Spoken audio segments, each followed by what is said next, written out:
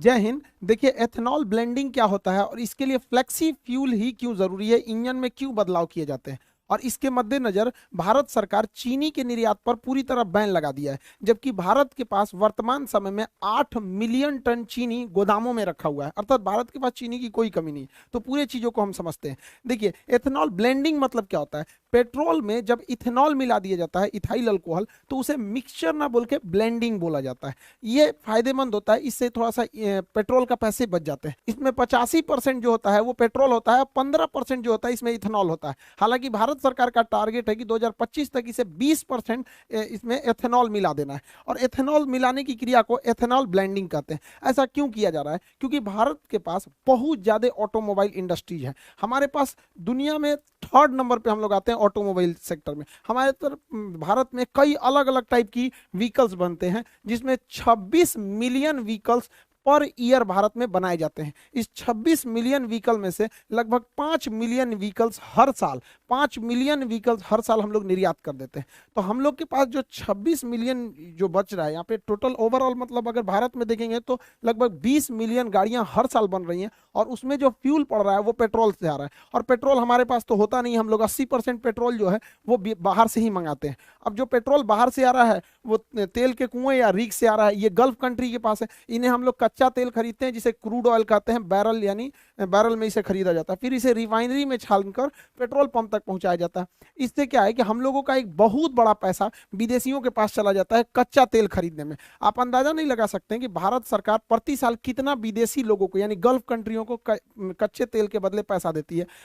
65 billion dollar देती है। 65 billion dollar कितना हो गया? 50 खरब 41 अरब 17 करोड़ 57 लाख 50 हजार रुपए प्रति साल भारत सरकार का पैसा जाता है। हम लोग टैक्स पेयर का पैसा विदेशियों के पास चला जाता है, जो केवल जमीन से निकाल के पेट्रोल दे देते हैं। अब सोचिए ना, जैसे हम लोग के यहाँ अगर कोई पानी खरीदता 60 रुपया लीटर तो कितना अमीर हो जाते हैं हम लोग। तो इतना पैसा जाता है। सोचिए, अगर इस पैसे का हम 20% टारगेट रखे हैं कि इसमें पेट्रोल की जगह इथेनॉल मिला देंगे, तो इसका 20% कमी आएगी ना। सोच सकते हैं, निकालते रहिएगा इसका 20% कितना ज्यादा होता है। इसीलिए हम लोग एथेनॉल को कर रहे हैं, और एक बार एथेनॉल सक्सेस हो गया ना तो 20% की जगह 30% करेंगे, 30% की जगह 50% कर देंगे, और धीरे धीरे करके 80% कर देंगे। तो 80% कर देंगे तो इन लोग को पैसा देने की जरूरत क्यों है? एथेनॉल हम लोग खुद ही बना सकते हैं, ये नहीं बना सकता है एथेनॉल। इन लोग को उतना टेक्नोलॉजी नहीं है। एथेनॉल जो होता है C2H5OH होता है एथेनॉल, इसे इथाइल अल्कोहल कहा जाता है। इसका IUPAC नाम एथेनॉल हो जाता है। शराब बनाने के काम में यही आता है। शराब में भी इथेनॉल ही मिलाया गया रहता है। और जो हम लोग देखते होंगे सैनिटाइजर होता है, उसमें भी देखिएगा 70% इथेनॉल लिखा रहता है। सैनिटाइजर में भी इथेनॉल ही होता है। इसे फर्मेंटेशन यानी किण्वन विधि द्वारा बनाया जाता है, और इसे पेट्रोल में क्या किया जाएगा? मिक्स कर दिया जाएगा। टारगेट है 20% को मिक्स करने का। अगर ये सक्सेस हो गया तो इसे बढ़ा के हम लोग 50% भी ले जा सकते हैं। लेकिन जब बढ़ाएंगे लोग तो उसके लिए हम लोगों को अपने इंजन में बदलाव करना पड़ेगा, क्योंकि अभी जो हमारी इंजन है वो कंप्लीट डीजल और पेट्रोल पे चलने के लिए डिजाइन की गई है। लेकिन जब हम लोग उसमें एथेनॉल मिलाएंगे तो इंजन में हल्का चेंजिंग करना पड़ेगा। ऐसे इंजन के लिए हम लोग फ्लेक्सिबल इंजन बनाते हैं, और उसमें जो फ्यूल पड़ेगा फ्लेक्सी फ्यूल। तो भारत सरकार काफी सख्त निर्देश देने वाली है कंपनियों को कि उनको एक टाइमलाइन दे दिया जाएगा कि इसके बाद आपको फ्लेक्सी फ्यूल वाले इंजन यानी फ्लेक्स इंजन ही बनाने पड़ेंगे।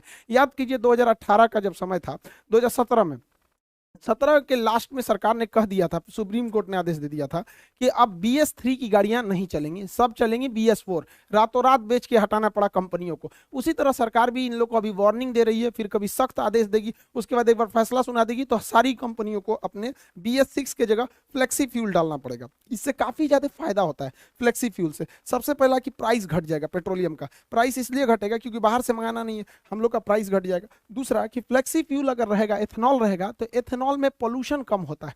आज जो ग्लोबल वार्मिंग प्रदूषण की समस्याओं को हम लोग लेके झूल रहे हैं, उनके लिए एक काफी अच्छा ये किफायती रास्ता हो जाएगा हम लोग के लिए एथेनॉल ब्लेंडिंग। और इसके लिए हम लोग को एथेनॉल का प्रोडक्शन बहुत बढ़ाना पड़ेगा। प्रति वर्ष 500 करोड़ लीटर एथेनॉल का उत्पादन करना पड़ेगा। सोचिए 500 करोड़ लीटर। अब इतना एथेनॉल का उत्पादन करेंगे तो रोजगार भी मिलेगा। बाहर अगर अकेले बिहार में 4 से 5 एथेनॉल प्लांट लगा दिए गए, इससे हजारों लोगों को रोजगार मिलेगा। देखिए, रोजगार डायरेक्ट कम दिखता है, इनडायरेक्टली बहुत ज्यादा लोगों को रोजगार दिखता है।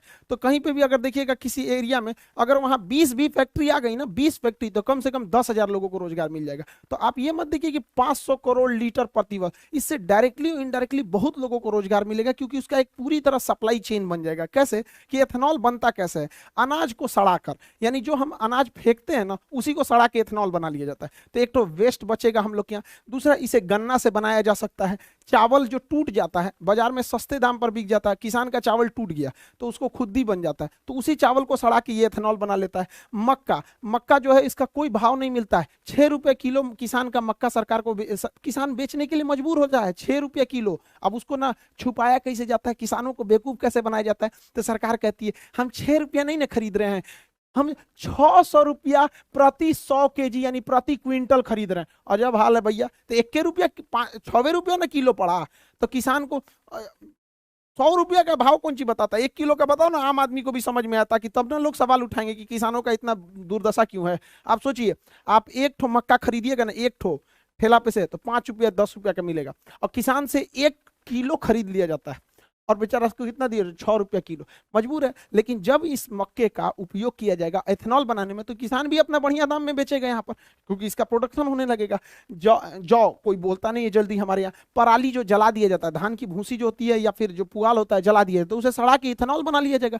अब इतना एथेनॉल बनेगा तो रोजगार भी मिलेगा, और हम लोग जो पेट्रोल खरीदते हैं उससे अच्छा हम किसानों से खरीदेंगे। जो पैसा आज हमारा फॉरेन रिजर्व गल्फ कंट्रियों को जाता है पेट्रोलियम के भुगतान करने के लिए, वो पैसा हमारे किसानों के यहाँ जाएगा, किसान आगे बढ़ेंगे, हमारे यहाँ उनके बाल बच्चे पढ़ेंगे, वो भी आगे बढ़ेंगे यहाँ पर, तो ये देश के लिए काफी अच्छा होगा।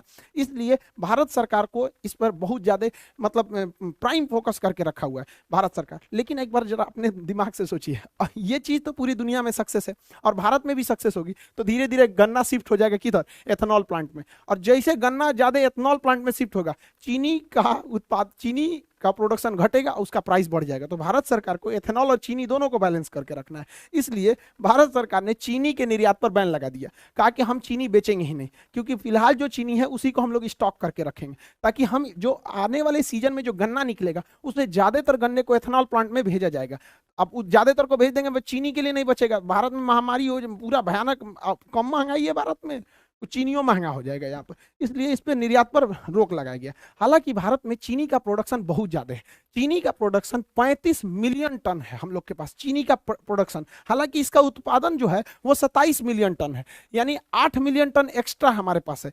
35 मिलियन टन उत्पादन है, 27 मिलियन टन चीनी का उपभोग है। चीनी का डेली रेगुलर बेसिस पे उपभोग होता है हम लोग के यहाँ, चाय में होता है, बिस्किट में होता है, तरह तरह की कैंडी मिठाइयाँ छोटे बच्चों के लिए खाने के लिए आता है, लेमचूस उमचूस, यहाँ पर मिठाई देखिएगा, जलेबी, रसगुल्ला, जितना सब चीज़ में चीनी पड़ता है हमारे यहाँ चीनी। और जो पैकेट वाली सामानें बिकते हैं, कभी मंच तुका दुकाई, कीट कैट उट कैट, ये सब छोटका लड़का ज्यादा जानता होगा, सब हम लोग को कौन सी पता है ये सब, मतलब वो सबको।